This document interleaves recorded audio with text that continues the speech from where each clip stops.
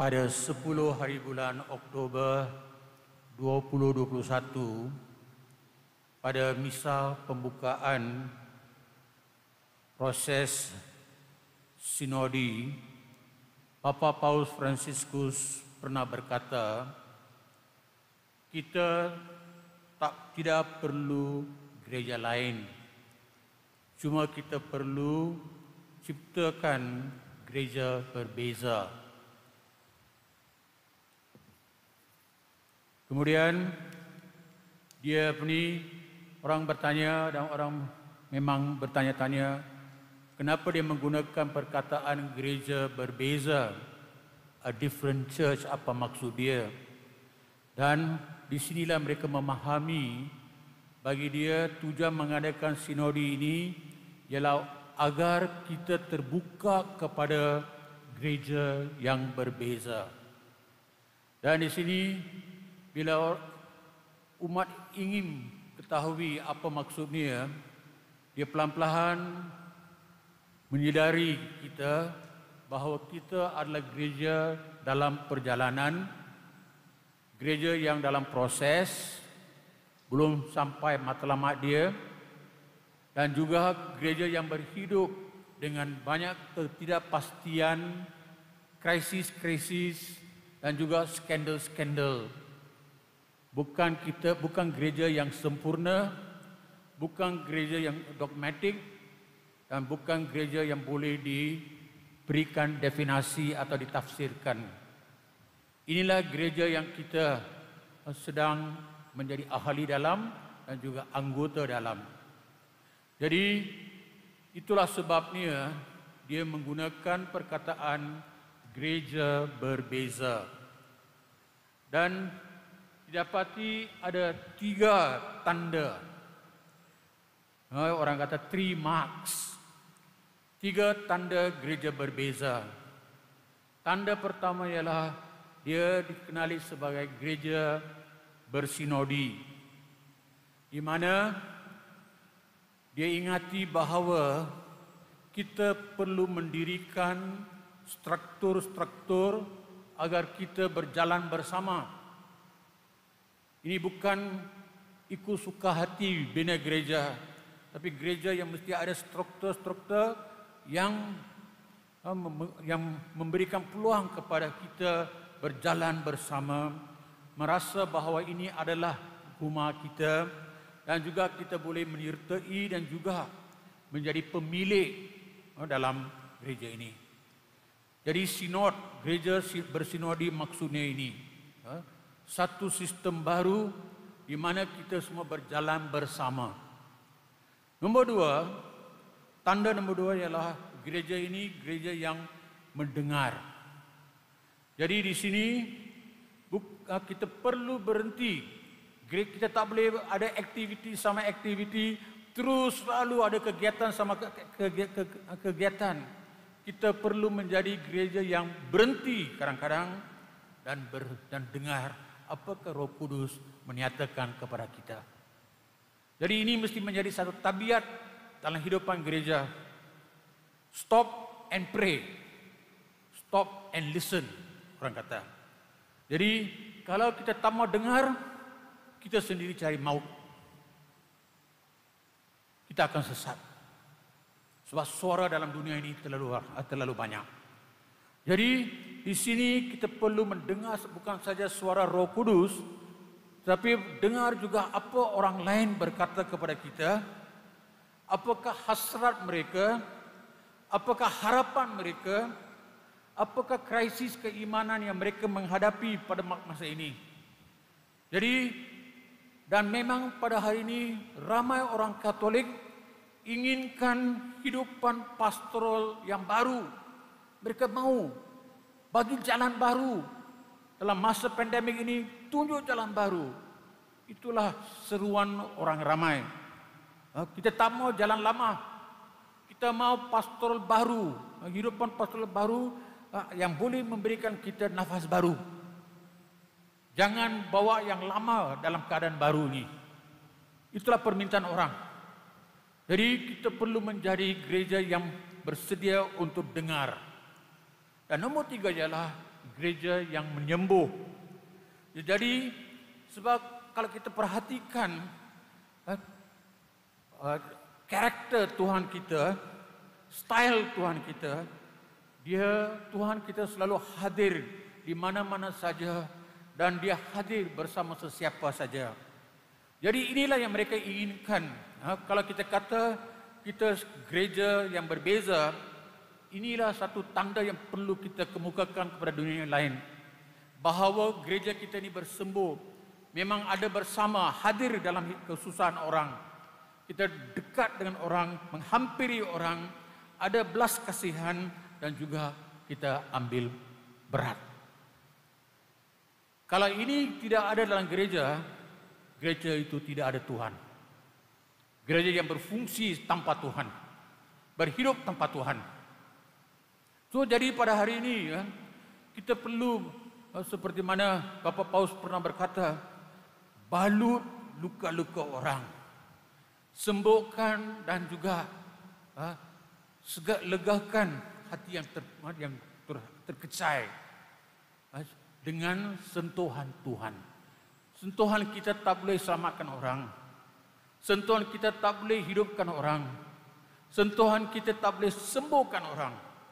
Cuma bila saya membenarkan Tuhan sentuh orang lain melalui saya, baru ada penyembuhan. Kalau tidak ada penyembuhan langsung. So, jadi di sini 3 karakter, 3 tanda atau 3 cop yang perlu ada dalam gereja yang berbeza ialah ini. Gereja bersinodi, gereja yang dengar dan gereja yang menyembuh. Dan di sini ramai tanya, jadi macam mana? Macam mana kita boleh menjadi gereja yang berbeza? Bapak Paus berkata, kembali ke Vatikan yang kedua. Disitulah blueprintnya. Semuanya sudah dirancang di situ. Sekarang buatnya. Jangan cakap-cakap. Jangan tengok dokumen-dokumen. Hidupkan dokumen. Kembali ke Vatikan II. Nomor 2, kembali ke pembaptisan masing-masing. Sebab pembaptisan kita ada 3 panggilan. Panggilan untuk berkomunini, bermaksudnya bersatu dengan Tuhan, bersatu dengan satu sama lain, bersatu dalam tubuh Kristus. Komunini. Kita eratkan perhubungan kita dengan Tuhan. Tak ada Tuhan, kita pun jadi keringlah.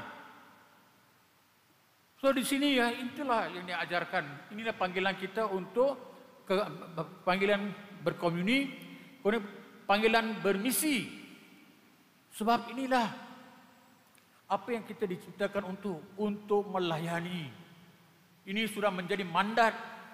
Hidupkan iman. Hidupkan iman. Mandat ini, suka tak suka, itu saya tak kisah. Sabda Tuhan, firman Tuhan amat clear. Kalau awak percaya, awak tunjuk dia. Hidupkan dia. Dan nombor 3 ialah panggilan untuk menyertai. Dalam apa? Menyertai dalam hidupan orang. Jadi tengok, kita diberikan 3 panggilan semasa dibaptiskan. Untuk berkomunini, untuk bermisi, untuk menyertai. Kita tak boleh lari daripada ini. Kalau satu kurang, kita cacat. Kita cacat. Okay? Dan kemudian nombor 3 dia kata, kembali kepada Roh Kudus. Sebab tanpa Roh Kudus, tidak ada sinod. Bapak Paus berkata, tanpa Roh Kudus, tidak ada gereja. Tanpa Roh Kudus, tidak ada misi.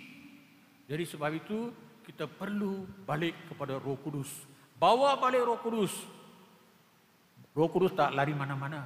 Supaya kita kena sedari dan connect dengan Roh Kudus itu.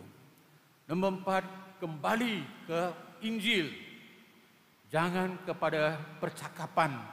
Jangan kepada proklamasi dogmatik. Kadang-kadang kita ada banyak undang-undang semua. Dia kata balik kepada Injil. Dan gunakan Injil untuk baca tanda-tanda hari ini. Dan last kali dia kata, kembali kepada proses sinodal. Proses sinodal dipanggil spiritual discernment, di mana kita mengamati, di mana kita cuba dengan dalam Roh Kudus, cuba dengar apakah Roh Kudus berkata kepada kita. Jadi proses sinodal akan gagal kalau kita terlalu elitis.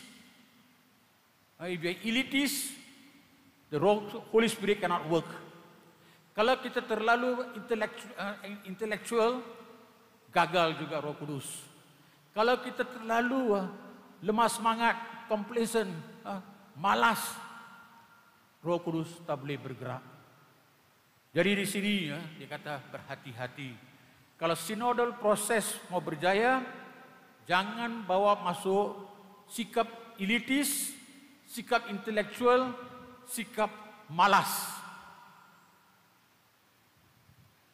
Sebab Roh Kudus tak boleh jalan.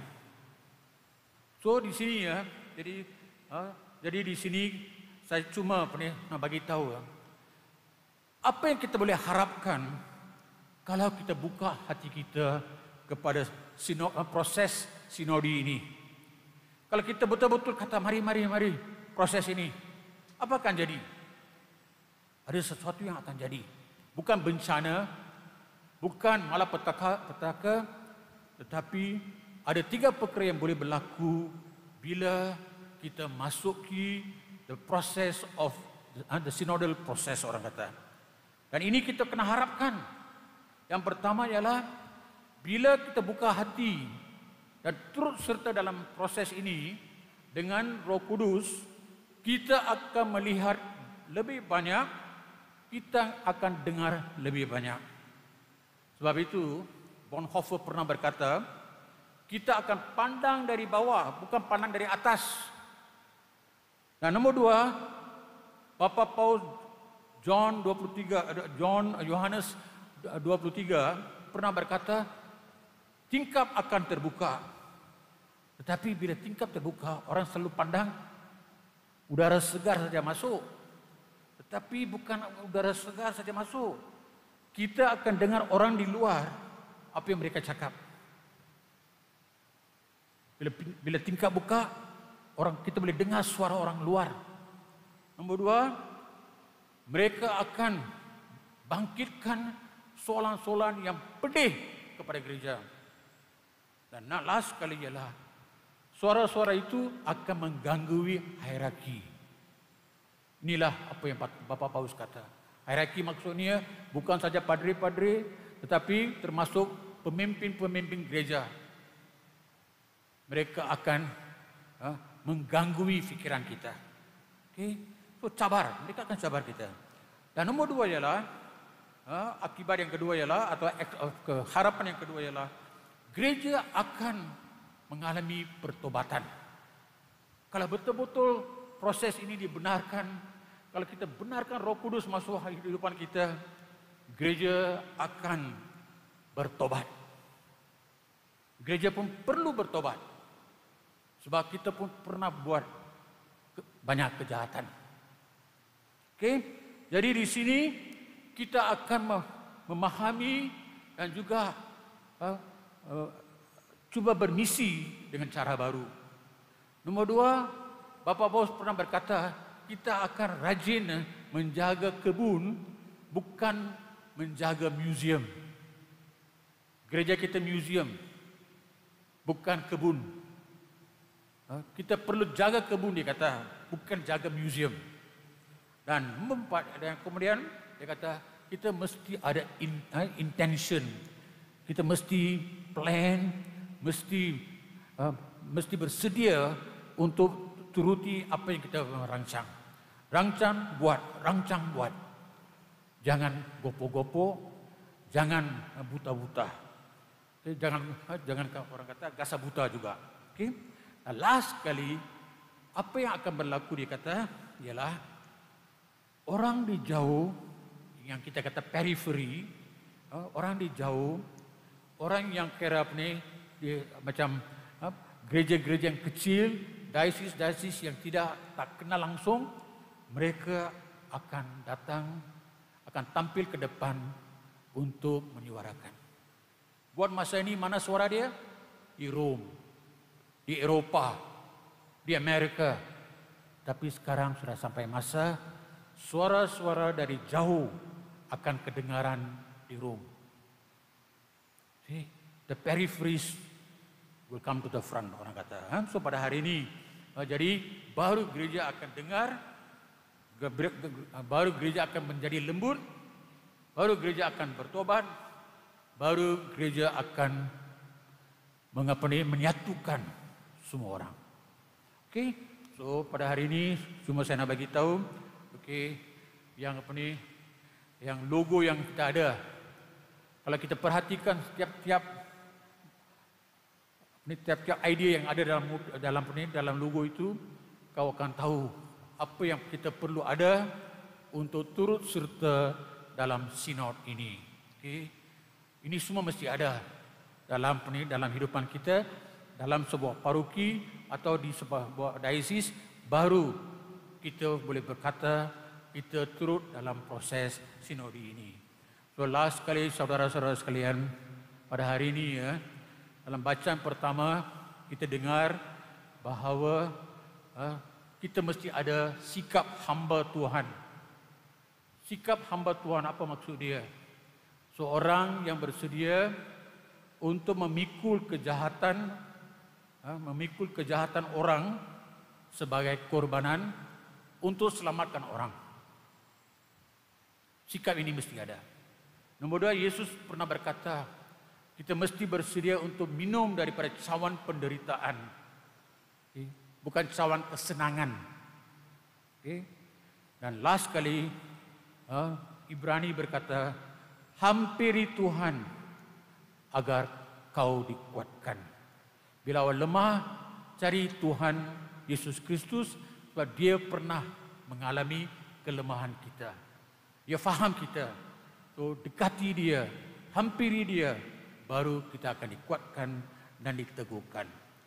Okay, jadi inilah sikap-sikap yang penting untuk kita turut serta dalam proses sinodi dan terus buka hati kepada Roh Kudus yang menaungi dan membimbingi gereja kita ini.